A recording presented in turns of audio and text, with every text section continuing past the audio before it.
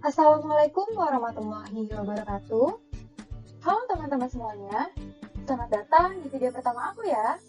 Perkenalkan, namaku Arlilia Wahyu Prasetya, salah satu mahasiswa Universitas Negeri Yogyakarta. Salam kenal semuanya.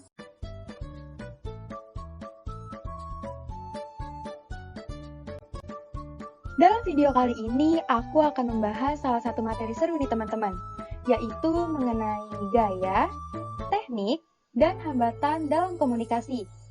Untuk lebih lanjutnya, jangan lupa simak video ini sampai habis ya.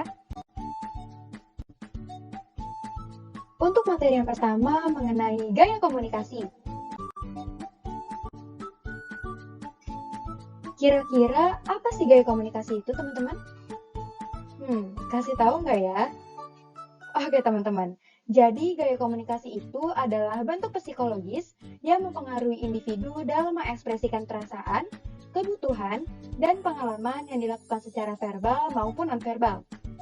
Nah, kalian pasti tahu dong, setiap individu pasti memiliki ciri khasnya masing-masing. Jadi, dapat dikatakan pula, gaya komunikasi itu sebagai ciri khas seseorang dalam mengekspresikan dirinya ketika berinteraksi dengan orang lain.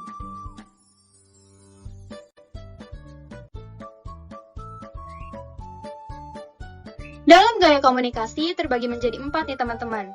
Yang pertama, terdapat komunikasi pasif. Seseorang dengan komunikasi pasif ini tidak pernah membela dirinya sendiri. Jika seorang komunikator pasif, mereka akan menghindari untuk mengungkapkan pikiran, perasaan, dan opininya. Tujuannya itu untuk menghindari konflik serta mencari rasa aman. Perilaku seseorang dengan tipe ini membiarkan orang lain untuk mendominasi, dan mereka juga cenderung tidak percaya diri. Yang kedua, terdapat komunikasi agresif. Seseorang dengan tipe ini akan tetap mempertahankan dirinya sendiri secara langsung, namun terkadang berperilaku tidak pantas dan terkesan melecehkan, serta melanggar hak orang lain. Sebagai komunikator agresif, seseorang mencoba untuk mendominasi dan mengancam, serta mengkritik dan menyalahkan lemahnya orang lain untuk mendapat kekuasaan. Bahasa tubuhnya pun terlihat sombong dan cepat marah pastinya. Yang ketiga, terdapat komunikasi pasif-agresif. Seseorang dengan tipe ini tidak berhubungan langsung dengan masalah, sedangkan secara tidak langsung mengekspresikan kemarahannya dan frustasi. Sebagai komunikator pasif-agresif, seseorang ini menggunakan sarkasme, penolakan, dan bahasa tubuhnya pun membingungkan. Mereka sering mengatakan setuju padahal kenyataannya tidak. Yang keempat, terdapat komunikasi asertif atau tegas. Jika seorang komunikator tegas, mereka akan efektif menyatakan pikiran dan perasaannya secara jelas dan hormat. Mereka menangani masalah tanpa melanggar atau mengasingkan orang lain dengan tetap mendengarkan pendapat orang lain dan tidak mendominasi. Mereka cenderung memiliki sehat harga diri yang tinggi. Sebagai komunikator tegas, bahasa tubuhnya pun tenang, kontrol diri, dan mendengarkan aktif nih teman-teman.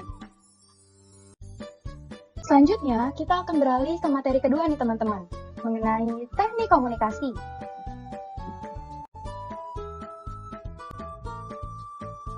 Untuk teknik yang pertama, terdapat komunikasi informatif. Teknik ini merupakan proses penyampaian pesan oleh seseorang kepada orang lain untuk memberitahukan sesuatu tanpa mengharapkan efek apapun dari komunikan. Atau dapat dikatakan, teknik ini tidak mengharapkan feedback atau jawaban dari orang lain nih teman-teman. Teknik yang kedua, terdapat komunikasi persuasif.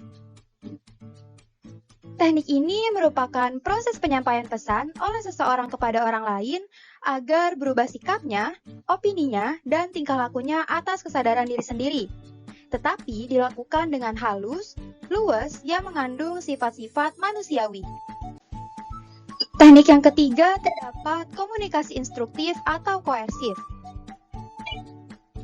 Teknik ini merupakan proses penyampaian pesan oleh seseorang kepada orang lain dengan bentuk perintah, ancaman, atau sanksi yang bersifat paksaan untuk merubah sikap atau tingkah laku orang lain.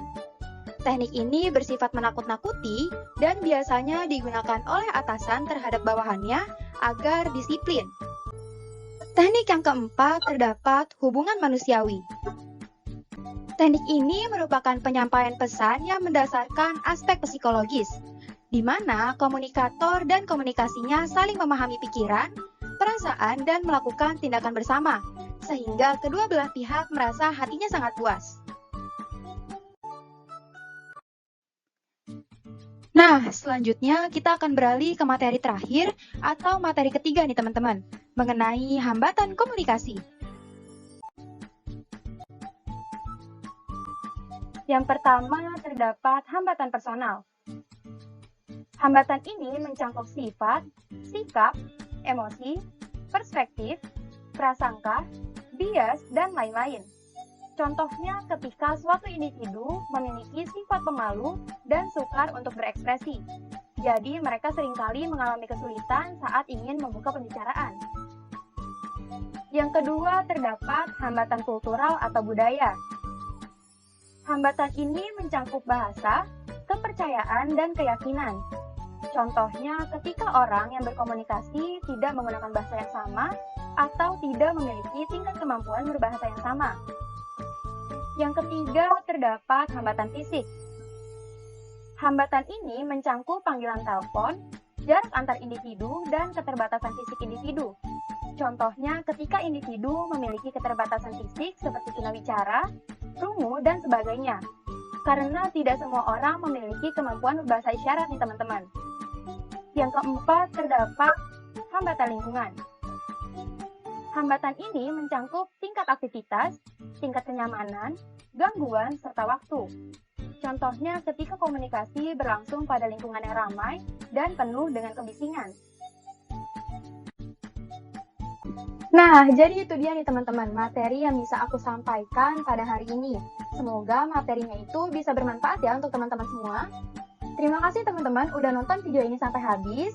Jangan lupa untuk senyum, jaga kesehatan, bahagia, dan jangan sedih-sedih nih teman-teman. Aku pamit undur diri ya. Wassalamualaikum warahmatullahi wabarakatuh.